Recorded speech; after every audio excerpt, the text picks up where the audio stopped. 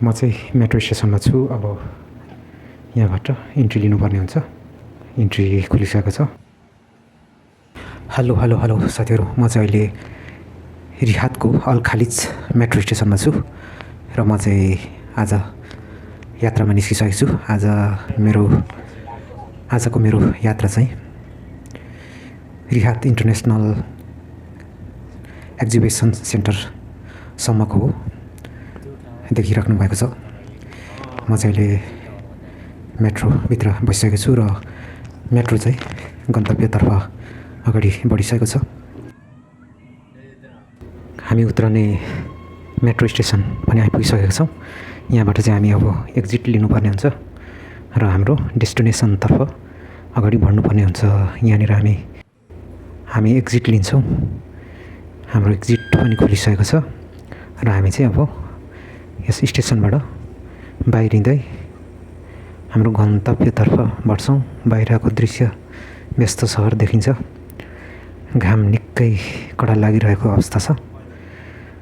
अब हामी चाहिँ यस स्टेसनबाट बाहिर निस्कँदैछौँ। देख्न सक्नुहुन्छ बाहिरको चाहिँ दृश्य। घाम चाहिँ पुरा लागिरहेको छ। घाम चाहिँ अझै पनि धेरै तातो छ साउदीमा। अब तातोको चाहिँ लास्ट आइसकेको छ। अब समर सिद्धिएर विन्टर सुरु हुने बेला भएको छ साउदीमा र हामी फाइनली आइसकेको छौँ हाम्रो डेस्टिनेसनमा। यो चाहिँ पार्क रहेको छ, देख्दै हुनुहुन्छ। पार्क पनि निकै सुन्दर देख्न सकिने रहेछ। हामी यहाँबाट चाहिँ सिधै अगाडि रिहाद इन्टरनेसनल एजुकेसन सेन्टरमा जाँदैछौँ र त्यहाँ भित्र रहेको सम्पूर्ण दृश्यहरू तपाईँहरूलाई म विस्तारमा देखाउने नै छु। भिडियोमा जोडिरहनु होला है त। अब हामी एकछिन रिहाद इन्टरनेसनल एजुकेसन सेन्टर भनेको के हो यस सम्बन्धी थोरै जानकारी दिनु त साथीहरू।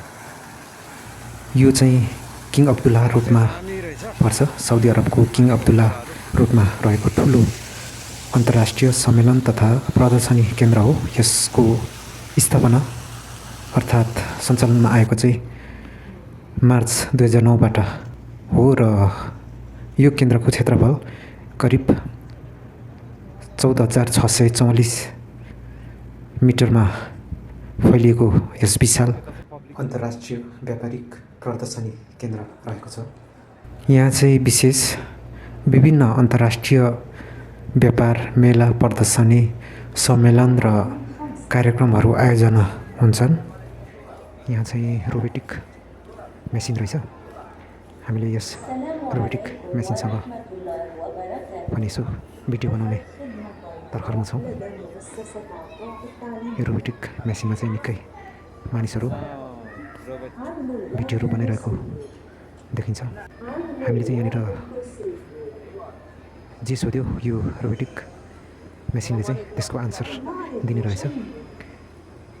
यसको हामीले जानकारीका साथसाथै हामीले पनि यहाँनिर रोबोटिक मेसिनसँग केही प्रश्नहरू गऱ्यौँ र त्यसपछि हामी बिस्तारै मेन यस केन्द्रको प्रमुख सामग्री प्रदर्शनी गर्ने मेन स्थानतर्फ प्रवेश गरिसकेका छौँ।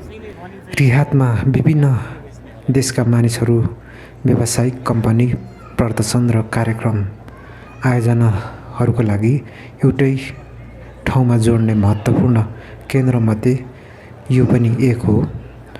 यहाँ विभिन्न प्रकारको व्यापारिक प्रदर्शनी, सम्मेलन, कार्यक्रम तथा अन्तर्राष्ट्रिय स्तरका इभेन्टहरू आयोजना हुँदै आएका छन्। देख्न सक्नुहुन्छ यहाँभित्र चाहिँ धेरै व्यापारिक सामग्रीहरू प्रदर्शन गरिएको छ। आफ्नो कम्पनी र आफ्नो व्यापार बिजनेसको चाहिँ प्रमोसन गरिरहेको हामी देख्न सक्छौँ। यहाँ घुम्नको लागि र यहाँको व्यापारिक सामग्रीहरू देख्नको लागि पनि एकदमै राम्रो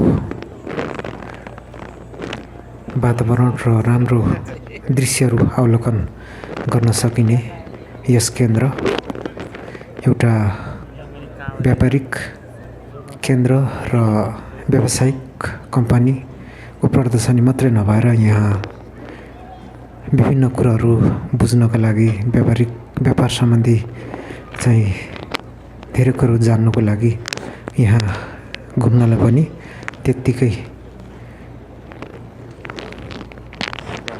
राम्रो यस स्थान रहेको पाउँछौँ।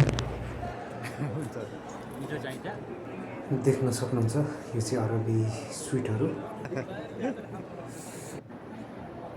यहाँ चाहिँ भित्रको दृश्य सबै चाहिँ त्यहाँनिर आफ्नो आफ्नो कम्पनी आफ्नो आफ्नो ब्रान्डहरूको चाहिँ सबैले प्रमोट गरिरहेको देख्न सक्छौँ र यहाँनिर एडभर्टाइजको लागि पनि त्यति नै सबै व्यस्त रहेको देख्न सकिन्छ।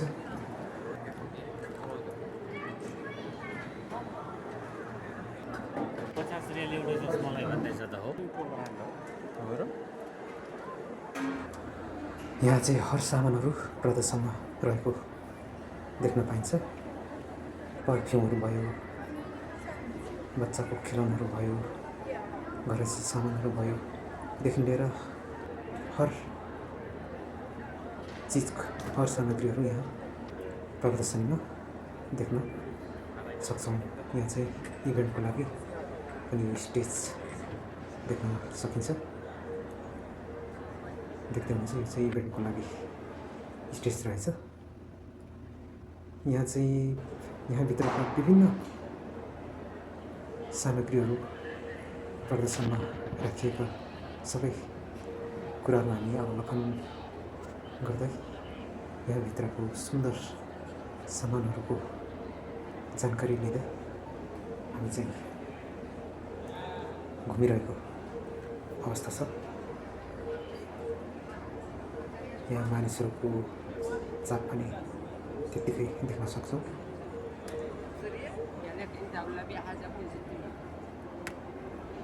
यस क्षेत्रमा यस रिहात बजारको लागि मात्रै प्रदर्शनी नभएर यहाँ चाहिँ विश्व बजारकै सामग्रीहरू, विश्व बजारका प्रसिद्ध कम्पनीहरूका ब्रान्डहरूलाई प्रमोट गरिँदो रहेछ।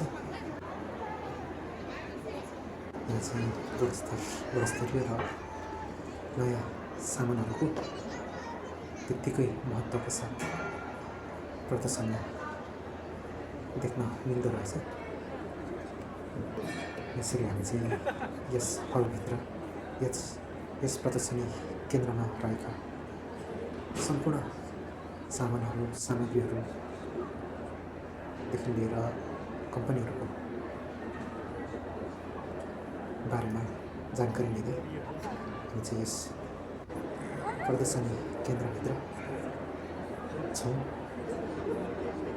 यहाँ चाहिँ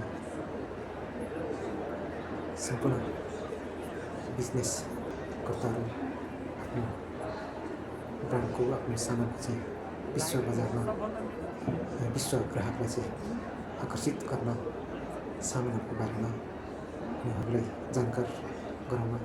जानकारी दिन व्यस्त देखिन्छ। यहाँ स्थानीय मानिस तथा बाहिर मानिसहरूको पनि उल्लेखनीय उपस्थिति रहेको देख्न सकिँदो रहेछ।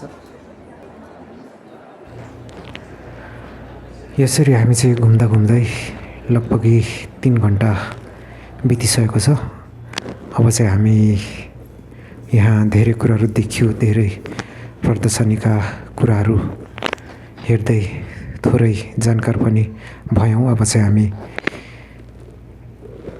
घुमिसकेका छौँ र मेरो आजको भ्लगको चाहिँ म अन्त्यमा आइसकेको छु। यहाँबाट चाहिँ अब निस्किएर आफ्नो रुमतर्फ लाग्नुपर्ने हुन्छ। बाहिरको प्राङ्गण देख्नुहुन्छ, निकै साँझ परेको अवस्था छ र पुनः हामी मेट्रोको सहारामा फेरि घरतर्फ फिर्नुपर्ने हुन्छ र घरतर्फ हामी बढिसकेका छौँ।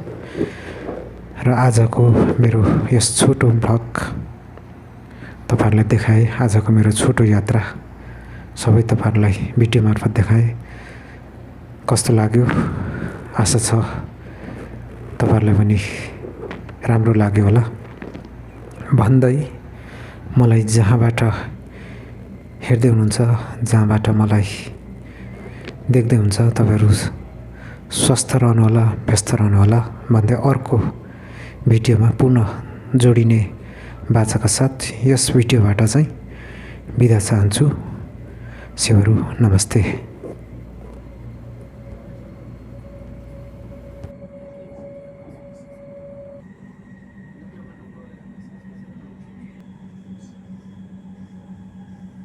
Attention passengers. A valid first-class ticket is required before boarding the first-class carriage. Failure to do so could result in a fine of 207 rupiah. يرجى التأكد من حمل تذكرة درجة أولى ثانية قبل الصعود إلى عربة الدرجة الأولى.